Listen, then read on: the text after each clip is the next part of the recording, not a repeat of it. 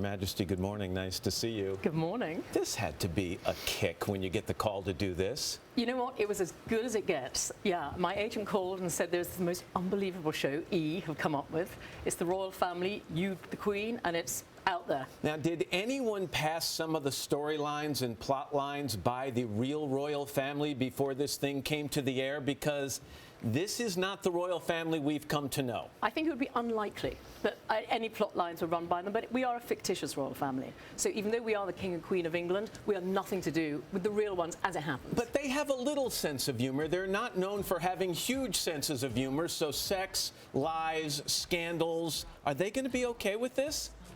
I think after 2 minutes of watching it, you know it's not based on them at all. I would imagine they'd love it.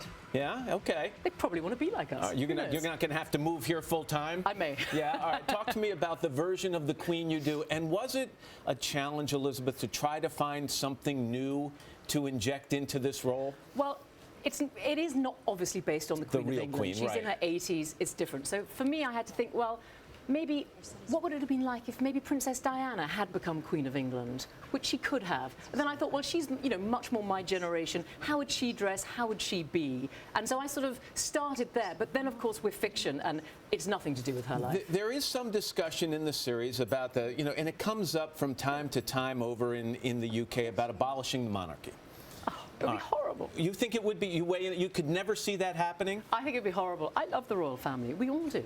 We're obsessed with it. It's the most famous family on the world. It's the wealthiest, the most privileged, the most glamorous. I love it. And don't you think all the people who from time to time call for getting rid of the monarchy would miss them in a heartbeat if they were gone? We don't have George Clooney. We don't have anyone. They'd have to pick on all the other celebrities. Yeah, but we're not glamorous enough. I think we need them.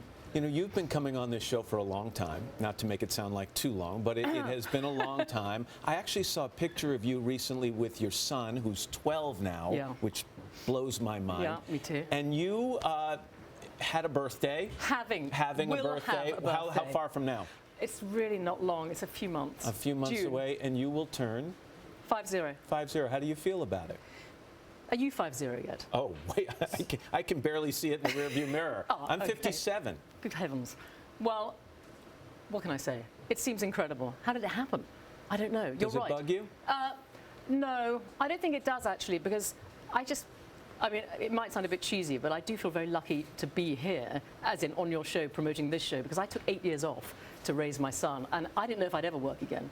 So it was a real gamble, but I needed to do it. So when I said to my agents, I'd love to work again, if there's anything there, I was like, we'll see what happens. So for me, it's a second coming, and I'm thrilled. Getting to come back as the Queen of England, not bad. Yeah. Elizabeth Hurley, nice to have you here. Thank you very much. And I want to tell people the Royals premiere Sunday, March 15th on our sister network, E!